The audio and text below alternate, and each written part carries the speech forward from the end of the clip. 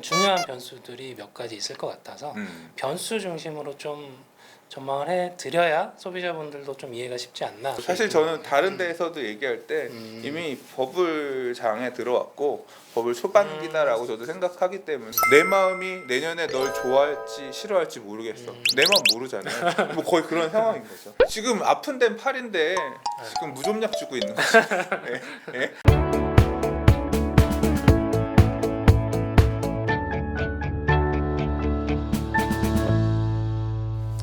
안녕하세요.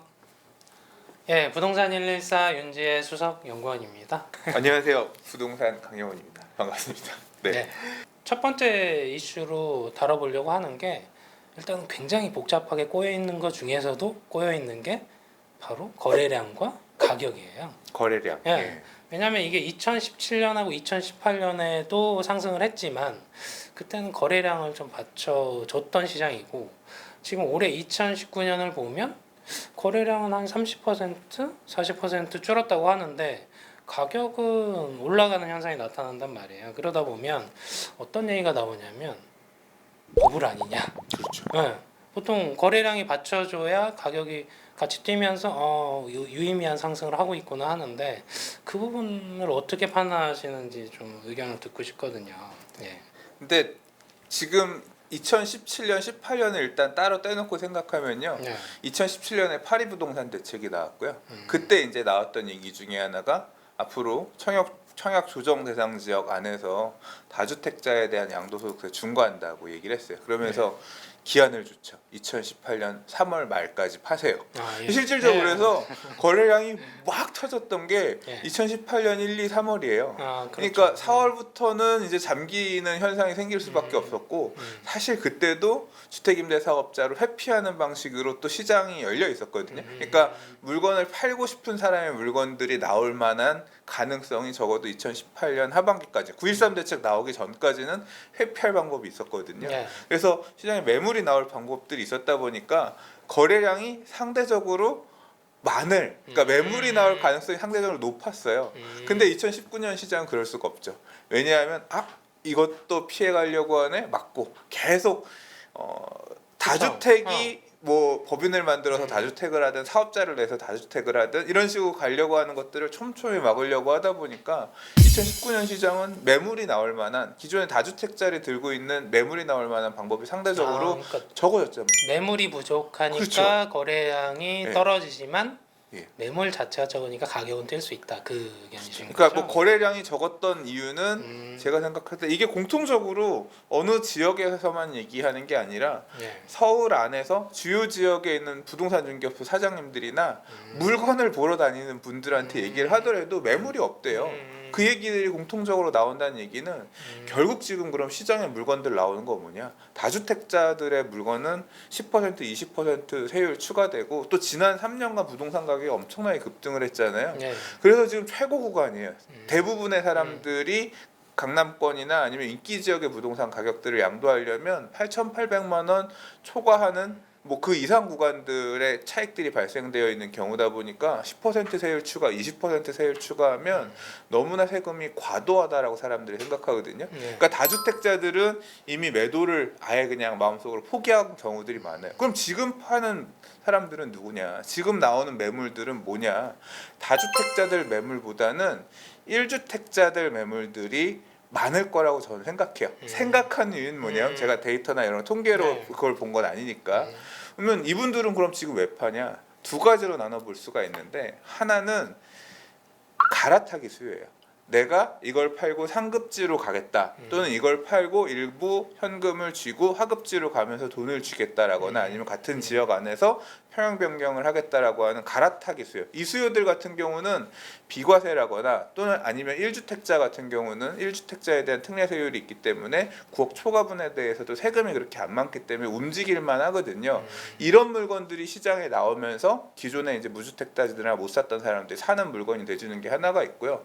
또 하나는 뭐냐면 먹을 만큼 먹었다. 이제 지금 시장 갈 만큼 갔다. 그래서 지금은 팔아야 될 때라고 판단하는 매도자들도 엄연히 있어요. 제 주변에 있는 분들 중에서도 지난 상승장에서 충분히 수익을 맛보고 근래에 주택을 팔고 무주택으로 회귀하신 분들이 계시거든요. 네, 제 주변에 예, 또 또 그런 분들도 있어요. 이제 그런 물건들 정도만 시장에 나오면 되는 거예요. 그러니까 매물이 없기 때문에 사겠다는 아직 못 산 사람들은 수요가 있고 그 상황에서 그 물건들이 그러니까 시장이 지금 수요층들이 마음이 달아오르니까 그 비싸게 던지는 비싸게 받겠다라고 매물을 내놓는 걸 받아주면서 지금 고가갱신을 하면 신고가 상황들이 나오고 있는 모양새라고 보여져요. 예.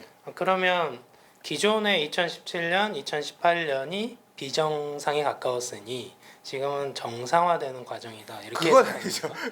그러니까 그때는 상대적으로 거래량이 많을 수 있는 토대가 됐는데 지금은 거래량이 많을 아예 수 구조적인 있는 문제다. 토대가 없다. 토대가 아니다. 이제 그런 의미고요. 그러면 지금 이게 이렇게 매물이 이렇게 거래가 많이 되는 상황에서 가격이 올라가는 게 아니라 이렇게 지나치게 거래량이 많지 않으면서 급등한 소위 말하는 고가갱신으로 딱딱딱 점 찍으면서 올라가는 그런 구조인 거잖아요. 이거는 그러면 버블인 거 아니냐? 버블일 수 있다고 생각해요. 예, 그 부분에 대해서는 그쵸? 버블일 수 있다고 그러니까 생각합니다. 통계적으로 볼 때는 보통은 거래량이 동반돼서 상승을 해야 버블이 덜 꼈다라고 해석하는 부분은 뭐 보편적이니까 그 부분에 있어서는 뭐 해석이 동일하다라고 볼 수 사실 있겠네요. 저는 다른 데에서도 얘기할 때 이미 버블장에 들어왔고 버블 초반기다라고 저도 생각하기 때문에 네. 예, 뭐 그렇다고 해서 가격이 더 안 오를 거다라는 얘기인 거 아니에요. 그렇죠, 버블은 더 커질 수도 있고 그럼요, 예, 그럼요. 그 그래도 반대의 뭐 끝은 알수 경우도 없죠. 반대의 경우도 저평가는 저평가니까 다시 오를 거라가 아니라 지금 지하 1층 저평가인데 지하 9층 저평가까지 빠질 수도 있거든요. 그럼 매수하는 네. 타이밍에서도 더 내려갈 수 있고 지금 매수하는 타이밍에서 더 올라갈 수도 있는 거니까. 예. 네. 그럼 이번에는 그러면 그거랑 또 비슷한 이슈긴 해요. 이것도 하나의 이슈인데 전셋값과 관련돼서 과거에 2013년부터 이제 가격이 뛰기 시작했는데 네. 보시면 한 2015년쯤에 평균 한 70% 정도의 전세가율을 기록을 해요. 네. 그때 그 통계적으로 저희가 분석을 하면서 뭘 느끼냐면 전세에 살던 사람들이 갈아타기를 하면서 매매 가격이 뛰었구나라는 인식을 갖고 있어요.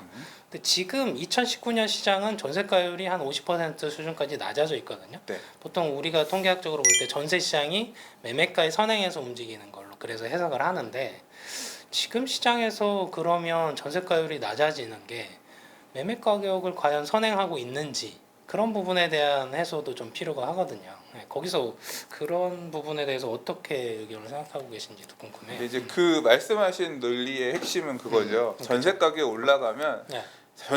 전세가율이 올라간다는 얘기는 매매가가 멈춰 있고 전세 가격이 올라간다는 거잖아요. 그렇죠. 그러니까 불안해지는 거죠. 에너지가 네, 응축되는 거예요. 어떻게 보면 그 맞아요. 전세가를 딛고 매매가가 튕겨 올라갈 수 있는 적이 생기는 건데 반대로 전세 가격이 떨어지면 매매가가 전세가를 쫓아서 말 그대로 전세가가 매매가를 똑같이 끌어내릴 것이다라고 하는 거는 가능성의 측면인 거죠. 그렇죠. 반대로 매매가가 고정되어 있으면서 시차를 두고 전세가가 쫓아 올라오는 형태로 움직일 수도 있어요. 과거에 그렇죠. 실제로 그랬어요. 2008, 9년도의 상승장 이후에 매매가도 지속적으로 하락하긴 했지만 사실은 매매가 하락보다 전세가 상승이 더 컸거든요. 예, 그런 부분도 배제할 수는 없고요. 지금 뭐 과거에는 이런 부분이 있습니다. 그러니까 옛날이라고 하는 건 2000년대 초중반, 중반 이런 시절 같은 경우는 네. 매가가 7억인데 전세가가 2억, 뭐 2억 5천, 새 아파트인데도 저건축 아닌가? 일반 새 아파트도 그래요? 그런 시절이 있었어요. 2006년, 7년 막 이때 갈 때는 일반 아파트 중에서 재건축 아파트는 두말할 것도 없고요. 그럼 그때는 전세가율이 서울 평균적으로도 지금보다 훨씬 낮았고요. 재건축 아파트 등과 같은 어떤 투자 목적의 현재 가치가 낮은 아파트들 같은 경우는 더 그렇게 전세가가 낮기도 했거든요. 전세가율이. 근데 지금은 그때에 비하면 한참 높아요. 그러면 상대적으로 그때에 비해서 아직 덜 올랐다. 그런 판단도 할 수 있어요. 전세 가격이? 그렇죠. 매매가 대비 옛날에는 10억 하던 아파트가 3억 정도까지 했는데 지금 10억 하던 아파트가 5억밖에 안 한다는 얘기는 그 시절 수준으로 버블로 가려면 지금 5억이 전세라고 하면 매매가가 뭐 13억, 15억 가야지 비슷한 비율이 된다는 거 아니냐 이런 주장도 할 수 있잖아요. 근데 사실 저는 이제 그 부분에 동의하는 편은 아니에요. 왜냐하면 2000년대 중반하고 지금하고 다른 이유는 다른 점은 뭐냐면 그 시절에는 전세자금 대출이라는 개념이 없었어요. 그러니까 전세는 철저하게 현재 가치를 반영해 준다라고 생각해요. 근데 2010년 이후에 이제 금융위기 오고 나서 그쵸. 사람들이 집을 안 사고 담보대출 집을 안 사니까 대출도 안 받고 막 그랬죠. 그러니까 그 시절에 이명박 대통령 시절에 뭘 했냐면 전세자금 대출이라는 걸 내놨거든요. 맞아요. 전세자금 대출의 보증금을 보증해주는 이제 공공에서 나서서 보증해주는 이러면서 이제 전세자금 대출 상품이 나오기 시작했는데 그러면서 사실 그 당시에 전세가 급등했었거든요. 그래서 전세도 버블이 낄 수 있는 시장이 됐어요. 지금은. 그래서 지금 비율이 전세도 버블이 껴. 예, 전세도 버블이 낄 수 있는 시장이에요. 근래에 제가 제일 황당한 건 뭐냐면 과천에 아파트 전세 들어가는 사람들이 과천에 지금 전세 급등하는 기사들 보시죠. 맞아, 청약. 네, 청약 때문에 들어가 3기 신도시 분양받는다고 지금 과천에 주소를 넣고 있으면 네. 지역 1순위 받을 수 있다라고 그렇죠. 들어가잖아요. 거기에 피가 붙어요. 그러니까 과천 전세도 지금 피가 붙는 거예요. 신축 빌라가 6억 8천짜리 신축 빌라 분양을 하는데 전세가 6억이래요. 근데 20평짜리. 전세에 피가 붙는다는 건 그러니까 전세는 매매 가격 네. 담보 가치가 있다라고 하면 전세는 돌려줄 말 그대로 손해 볼 가능성이 적은 돈이라고 생각하니까 그렇죠. 전세를 좀 높게 들어가도 괜찮다라고 생각하면서 그 개념으로. 네. 그러니까 전세도 현재 가치보다 더 높게 사람들이 들어갈 수 있는 거죠. 전세도 대출이 나오면 내 자금 갖고는 못 들어가지만 대출이 나오니까 좀 더 이 정도까지 갈 수 있는.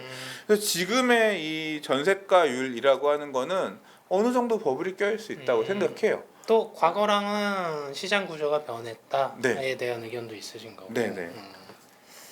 그러면 예전하고 또 동일하게 가기는 또 힘들어진 지표 중에 하나라고 볼 수도 있겠네요. 예. 근데 이제 사실 저는 조금 당황스러운 건 뭐냐면, 근데 본질적으로 처음에 질문해 주신 부분에 대해서는 예. 저도 문제가 있다고 생각해요. 아니 매매가 대비 전세가 비율이 예. 이렇게 낮다는 얘기는 예. 계속 지금 낮아지고 있잖아요. 그렇죠. 전세 가격이 추세적으로. 매매가 대비 전세가 비율이 낮아진다는 얘기는 전세가가 빠지기 때문에 낮아질 수도 있지만 전세가가 근데- 고정되어 있으면서 맞아요. 매매가가 튀어오르기 때문에 낮아질 수도 있어요. 후자죠. 근래에는 그거죠. 그렇죠. 지금은 사실 전세가도 조금씩 오르는 모양새를 보이는데 매매가 상승률이 더 크다 보니까 전세가율이 맞아요. 낮아지는 이런 상황인 거거든요. 예. 전 되게 당혹스럽죠. 예. 거기에 그러니까 대한 해석이 굉장히 분분하다고 예, 설명을 드리는 거예요. 그 그래서. 얘기는 뭐냐면 네. 결국 지금 올라가고 있는 지역들도 뭐 다 올라간다라고 하기보다는 예. 특히 올 여름 이후부터는 작년 9.13 대책 이후에는 서울 예. 전체가 기본적으로 좀 안 좋은 시장으로 갔잖아요. 맞아요. 근데 적어도 7월 달 이후부터는 예. 분명하게 반등의 시그널을 보이면서 튀어 올라가고 예. 있고 그 중심에는 강남이 있어요. 그렇죠. 인기 지역들이 있어요. 음. 뭐 근래 이제 좀 있으면 실거래가로 확인되겠지만 예. 아크로 리버파크가 34평이 평당 1억, 34억에 거래됐다는 얘기 네. 나오고 이제 이런 모습들이 어떻게 보면 7월 달에 분양가 상한제 얘기가 나오면서 트리거가 돼서 본격적으로 더 튀어 올라가기 시작했거든요. 그러니까 더 어떻게 보면 벌어지는 거. 그렇죠. 그러니까 와 응축되어 있는 수요층의 불안감 이런 것들이 어떻게 보면 지금 이 사는 사람들이 지금 매수하는 수요층들이 전세 끼고 사놓는다 뭐 이런 개념보다는 여기에 거주하려고 하는 실수요자들이 시장에 움직이면서 가는 부분들이 어느 정도 그러니까 투자 수요가 없다고는 말 못해요. 근데 이런 실수요자들이 그러니까 전세 가격하고는 상관없이 이참에 그냥 핵심 지역에 좋은 아파트를 하나 그냥 깔고 가야겠다. 앞으로 뭐 더 나오기 힘들다는 데라고 하면서 매수에 나서고 있고 아까 우리 앞전에 얘기했던 주제에서 얘기한 것처럼 그런데 가서 매물이 많으면 골라서 사겠는데 매물이 또 별로 없는 거예요. 그런 상황이다 보니까 그러니까 이 시장의 왜곡, 그러니까 시장 구조의 왜곡이 어떤 수요층의 불안감을 자극하면서 고가갱신을 만들고 있고 그 지표들이 지금 매매가 대비 전세가 비율을 더 낮추게끔 하는 그런 영향으로 작동하고 있는 거 아니냐.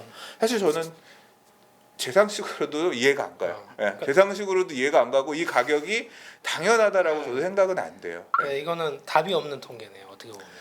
이제 그렇게 보일 뿐인 거죠. 자, 이제 세 번째 이슈 한번 다뤄볼게요. 앞전에 다뤄봤던 게 좀 복잡한 내용이었다면 이건 사실 단순한 거일 수도 있어. 어떻게 보면 공급과 관련된 건데 네. 분양이나 네. 입주, 뭐 신도시까지 포함해서 이런 변수들이 사실은 올해는 입주가 굉장히 많았어요. 그리고 내년에는 뭐 10년 평균, 3년 평균을 보면 그렇게 적다고 보긴 좀 어려운데 그게 내후년이 되면 확 줄긴 해요. 입주 물량이. 반면에 이 분양가 상한제랑 같이 맞물려서 건설사들이 밀어내기 분양을 내년 4월까지 할 예정이 있기 때문에 그 분상제가 이제 유예 기간에 거쳐서 뭐 관리 처분 신청한 단지들은 내년 4월까지 뭐 예외 조항에 해당이 되니까 건설사들 입장에서는 뭐 밀어내려고 하겠죠. 그런 부분들 고려하면 사실 공급이 부족하다라고 평가하기에는 조금 지나간 시점인 것 같은데 이 부분들 그러니까 공급이 앞으로 부족해서 오른 서울시장 그리고 서울 인근 그런 부분들이 공급 이슈가 과연 이 시장에서 내년에 어떻게 작용을 할 거냐 신도시까지 아울러서 그런 부분들에 대한 의견들도 소비자들은 궁금해한다. 저는 이렇게 판단을 하거든요. 네. 그래서 여전히 이 문제는 계속 물음표일 수밖에 없어요. 왜냐하면 어떻게 민간이 대응할지가 아직 알 수 없으니까 그 사람들이 결정해야 될 문제니까. 조합에서 결정을 해야 되는 그렇죠. 부분 때문에 조합도 뭐라고 말 못해요. 왜냐하면 조합이 이렇게 결정해도 조합원들이 조합장 머리끄댕이 잡아내려서 조합장 교체하고 실제로 지금 조합장 교체들을 그렇게 하고 있어요. 그렇죠. 그러고 있기 때문에 이 조합원들의 불만 이런 부분들이 굉장히 큰 변수예요. 내 마음이 내년에 널 좋아할지 싫어할지 모르겠어. 내 마음 모르잖아요. 뭐 거의 그런 상황인 거죠. 그래서 이 분양가 상한제 이슈만큼은 지금 뭐라고 잘 모르겠어요. 결국 정부랑 민간이 줄다리기 싸움하는 부분들이 뭐 결과적으로는 서울에서의 공급이 부족한 부분은 여전히 내년 상반기든 하반기든 유효하다 그런 의견이신가요? 내년 부동산 시장에 어떤 영향을 끼칠 거냐. 그렇죠. 3기 그 신도시 부분은, 공급이 언제 될까요? 2021년 지금 예상하는데 네. 어떤 이슈가 있냐면 사실은 뭐 여론에서 볼 때 내년 하반기 정도 되면 이슈를 끌어올 수 있지 않나 그런 생각은 저는 들어요. 하반기 돼서 이제 토지 보상하고 토지 보상은 풀리고 언제쯤 분양한다는 구체적인 계획이 나오면 거기에 대해서 대기하는 수요들도 일부 누적되지 않을까 하는 의견들이 있는데 저는 좀 저랑은 약간 좀 생각이 생각이- 완전히 다르죠. 저런 생각이 3기 신도시가 지금 어디예요? 왕숙. 그러니까 좀 상품성이 있다고 생각되는 지역들이 뭐 예를 들어 고양 창릉이나 아니면 남양주 왕숙이나 하남 교산이나 또는 이제 뭐 제일 좋은 과천, 과천 좋죠. 그리고 뭐 인천 계양이나 이제 좀 규모도 있고 네. 어느 정도 이렇게 될 만한 지역들이 있는데 제가 비교해서 생각해 볼 수 있는 지역을 말씀드릴게요. 네. 위례 신도시, 판교 신도시 어때요? 완전 좋지 않아요? 좋죠. 위례 신도시는 2005년 831 대책 때 나온 공급 대책이에요. 강남 집값이 불안하다고 하니까 그럼 강남 옆에다 우리가 특전사가 여기 있었나 그랬죠. 군부대 우리 보내고 거기 풀어가지고 우리가 강남 대체 골프장도 신도시 있었죠. 만들어줄게. 그래서 그 당시에 송파 신도시였어요 이름이. 위례 신도시는 맞아요. 나중에 붙었고요. 맞아요. 송파 신도시 그렇게라도 불을 끌려고 했어요. 그 당시에는 판교도 좀 있으면 분양하니까 이러면서 불을 끌려고 공급 시그널을 줬는데 그때 잡혔어요? 안 잡혔어요. 그때도. 그렇죠. 판교랑 위례를 갖다 그렇게 넣는데도 안 잡혔어요. 지금 어디요? 뭐 고양 창릉? 뭐 왕숙 남양주? 관심이 있을 것 같아요? 그거 분양받으려고 강남에 집 살려는 사람들이 거기 갈까요?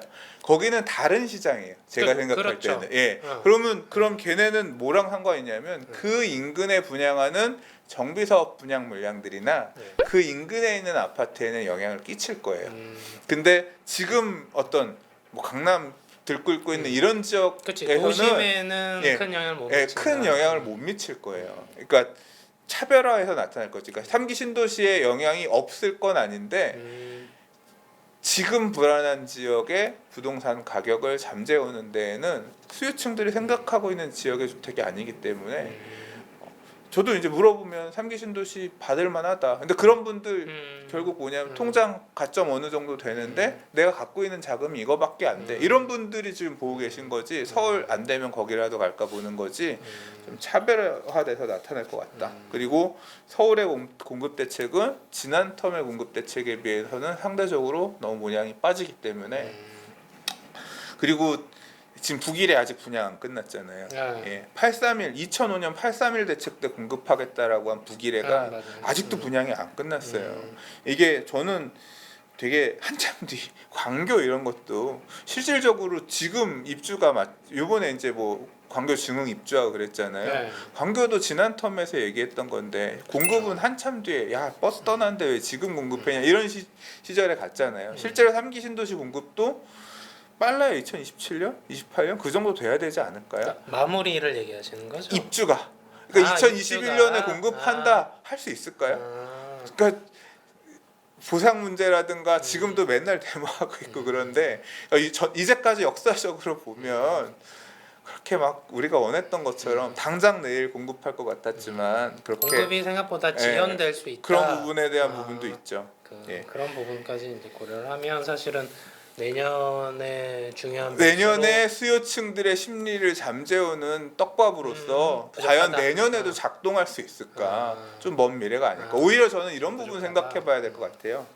1기 신도시 이후에 이제 동탄이라든가 이런 데가 2기 신도시잖아요. 동탄 이런 데가 입주하는 시점에서는 엄청나게 미친 듯이 가격이 올랐던 지역 중에 하나예요. 당시에 또 용인 같은 곳들도 실제로는 버블 세븐이라고 불리면서 신도시 또는 신도시를 대체할 만한 공급 물량으로 작동했지만 그 시절에는 상승기에는 오히려 가격들이 더 미쳐서 날뛰는 그런 어떤 역할들을 새 해왔던 아파트에 대한 선호까지 맞물리고 대체 투자처였거든요.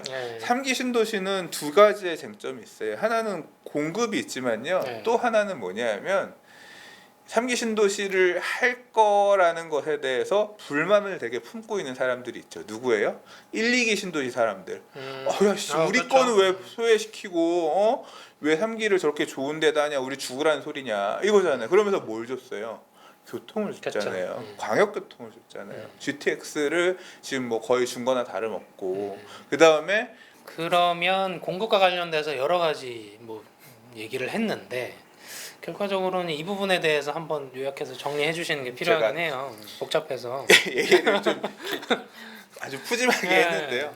요약하자면 강남의 일반 분양은 뭐 준공 후분양 등의 이슈가 있기 때문에 생각보다 안 나올 가능성이 크고요. 그다음에 강북은 분양가 상한제가 딱 저격하고 있는 그런 대상자들은 아니기 때문에 뭐 큰 영향은 없을 거라고 생각해요. 물량도 적당히 있을 거라고 생각하고 뭐 협의해서 적당히 나오지 않을까 싶고 3기 신도시 같은 경우는 아직은 좀 먼 이야기가 아니겠느냐. 아까 뭐 과천 얘기 잠깐 했지만 지연 가능성이 꽤 있다. 그리고 과천도 물량이 별로 없어요. 뭐 그렇죠. 7,000개인데 임대 빼고 과천은 뭐하면 엄밀히 따지면 신도시도 아니고요. 그러니까 그렇게 대비할 사람들은 그거 받겠다라고 대비하겠지만 그러나 3기 신도시 물량을 기다리기 위해서 내년에 수요를 멈추기에는 조금 시간이 남지 않았나 뭐 요 정도 요약되고요. 이제 이런 상황에서 결국은 지금 살려고 맘먹었다가 너무 올라서 보류하거나 또는 이제 떨어질 거다. 가점이 좀 높거나 가점이 좀 안 되거나 뭐 이런 수요층들이 내년에 다시 이제 어떻게 반응하느냐 그거는 이제 그때 또 살펴봐야 될 이슈인 것 같습니다. 네, 알겠습니다. 그러면 일단 뭐 지금까지 계속 제가 단순한 이슈라고 설명을 드렸는데 굉장히 복잡하게 설명을 하셨어요. 네 번째 이슈는 더 단순해요. 네.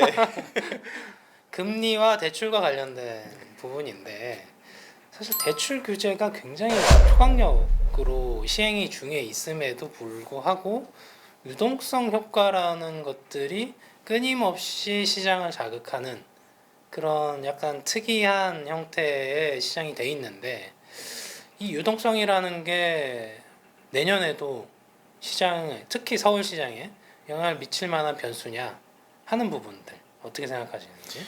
제가 이 금리 인하 나오고 나서 기준금리 인하 나오고 나서 뭐 언론사의 기자분한테 전화가 왔는데 이거 물어보시더라고 어떻게 예. 될 것 같냐. 그걸 모른다 그랬어. 실제로 모르고 예. 그때 이제 답변이 그래도 이제 뭐 제 생각을 얘기하자면 예.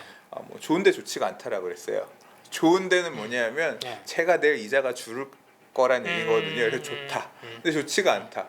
그럼 얼마나 경기가 안 좋으면 또는 선제적으로 대응하려고 하면 금리를 이렇게 계속 내리고 있는 상황인 거냐. 그러니까 더 뒤에 무서운 게 올 것 같으니까 그 무서운 거라고 하는 거는 대내적인 문제가 아니라 대외적인 맞물려 가지고 이제 국내까지 힘들어지는 그런 문제가 대외적인 문제는 부동산만 타격하지는 않으니까. 그렇죠. 예. 예. 이제 그렇기 때문에 좋은데 좋지가 않다 이렇게 답변을 했었거든요. 네.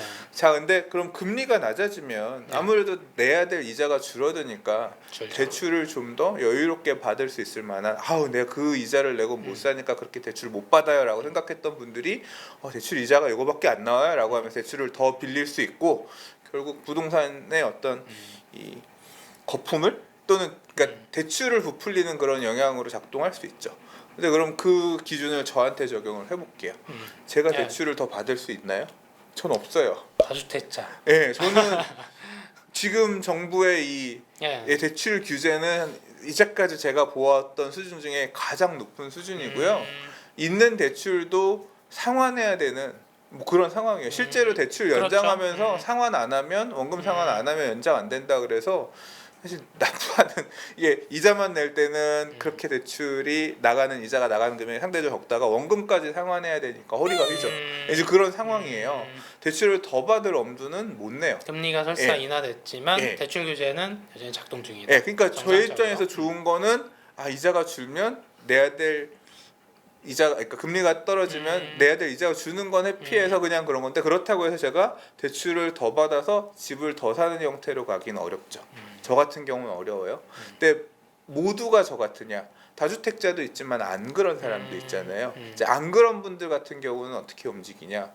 법인을 만들어서 지금 법인 요번에 지금 그 10일 부동산 대책에도 보면 법인이나 사업자의 경우에 이 투기과열지구 안에서 대출 규제 40%로 똑같이 들어간다고 나왔는데 임대사업자. 근데 그게 이제 비규제 지역으로 가면 또 없거든요.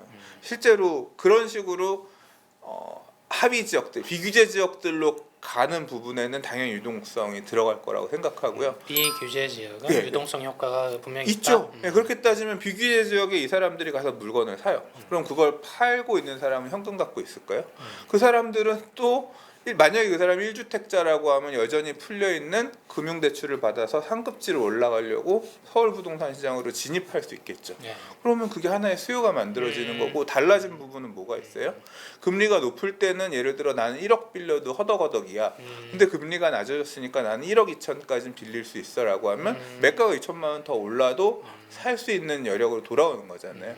그래서 결과적으로는 유동성 효과가 부동산 시장에 금리 인하가 유동성으로 돌아올 거라고 생각해요.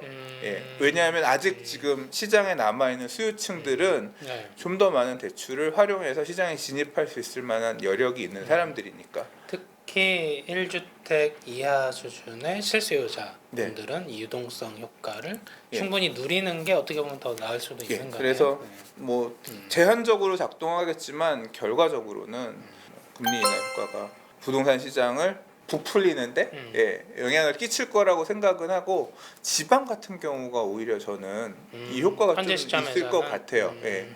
지방도 요새 보면 지방 부동산 시장이 뭐 얼마씩 올랐다. 지방이 아예 서울 수도권이 아니라 수도권의 상승장 옮겨가고 있는 거는 사실 올해부터 계속 있었던 거고요. 아예 그냥 경남권이라든가 이런 지역들에도 지금 그러면 온기가 가고 있다 하고 있는데 정부에서 규제하는 지역들이 조정 대상 지역을 큰 파운드를 봤을 때 한 42개, 네. 40여 개 정도 되잖아요. 그걸 제외한 지역에서의 유동성 효과가 생각보다 클 수 있다. 그런 말씀이신 거죠? 네, 작동할 수 있을 것 같아요. 저는 예. 지금 보면 M2 통화량이 예. 2008년에 비해서 지금 엄청나게 많이 증가했거든요. 그러니까 통화량도 되게 증가하고 이런 부분들이 지난 10여 년간 계속 저금리였잖아요. 이 소비자분들은 M2가 뭔지 모르시죠? 통화량이 아무튼 돈이 많이 예, 그만큼 그렇죠. 풀렸다는 돈이 많다. 얘기는 아, 예. 돈이 많이 풀려 있다는 얘기는 예. 돈 가치가 10년 그렇죠. 전보다 지금 훨씬 낮아졌다는 얘기인 거잖아요. 그렇죠. 그러면 10년 전보다 이 낮아진 가치가 그러니까 옛날에는 아이스크림 하나에 500원이었던 게 지금 1,000원이어도 뭐 1,000원인가 보다 하는 것처럼 근데 옛날 집값이 1억 원이었는데 지금 2억 원이면 비슷비슷하다는 거죠. 그렇죠. 예, 근데 그게 통화량이 늘어나고 통화량이 늘어나는 데 있어서 저금리가 되게 영향을 끼치지 않았나 생각을 해요. 이제 그런 영향이 지방 부동산에도 그러니까 상승 동력이 좀 없는 지방 부동산에도 좀 오히려 더 작동할 수 있을 것 같다는 생각. 그러니까 어떻게 보면 서울에서 집값이 상승한 부분들이 예를 들면 이 갭이 굉장히 벌어져 있잖아요. 그러면 사실은 서울 집값이 보통 견인하잖아요. 그 관점에서 보면 지금 지방시장 특히 뭐 제2의 도시라는 부산 네. 지역 뭐 이런 곳들은 보면 서울을 따라잡기 위해서 유동성 효과라는 걸 힘을 빌려서 열심히 지금부터 달려갈 여지가 생기는 거네요. 뭐 그런 가능성은 있는데 예. 일단 그 부분은 또 별개의 문제. 단순히 금리만 놓고 생각할 수 있는 건 아닌 거니까. 그렇죠. 근데 유동성은 아무래도 네. 하나의 힘이 되는 거니까. 네. 근데 사실 제 전문 분야가 아니라서 좀 저도 여쭤보고 싶어요. 어떻게 보고 계신지. 그러니까 이 문제는 저도 이제 좀 귀담아 듣고 싶은 내용이라서. 사실은 이제 대출 규제가 시장에서 정상적으로 작동은 하고 있는데 우리가 지금 시장을 지금 이끄는 주체가 어디에 있냐 보면 사실은 실수요자들이 굉장히 원활하게 아직은 움직이고 있다는 거죠. 지금 실수요 시장이란 말씀이신 거죠? 그러니까 실수요 시장은 아닌데 네. 투자자 시장도 아니라는 거죠. 그럼 그럼 물반 고기반? 누가 더 힘이 세냐 하면 네. 대출을 끌어올 수 있는 한 명 한 명의 한 가구의 실수요자들의 대출 여력 있는 분들은 계속 좋은 물건, 특히 서울에서 나오는 물건들은 대출 규제 상에서도 들어간다는 거죠. 그렇기 때문에 시장에 이런 동력들이 움직이는데 말씀하신 것처럼 규제 지역에서의 대출 규제가 어느 정도 이루어지면서 작동하지 못하는 부분들은 서울과 근접한 외곽 지역까지 퍼져가고 있다는 거죠. 거기에 해당되는 게 뭐 과천일 수도 있고 광명일 수도 있긴 한데 그러면 과천과 광명 이런 규제 지역들 또 있잖아요. 그럼 또 규제 지역 또 주변에 위치한 예를 들어서 과천 주변에 위치한 뭐 안양이라든지 안양이나 평촌, 의왕이라든지 예. 이렇게 옮겨간다는 거죠. 유동성이라는 효과들이.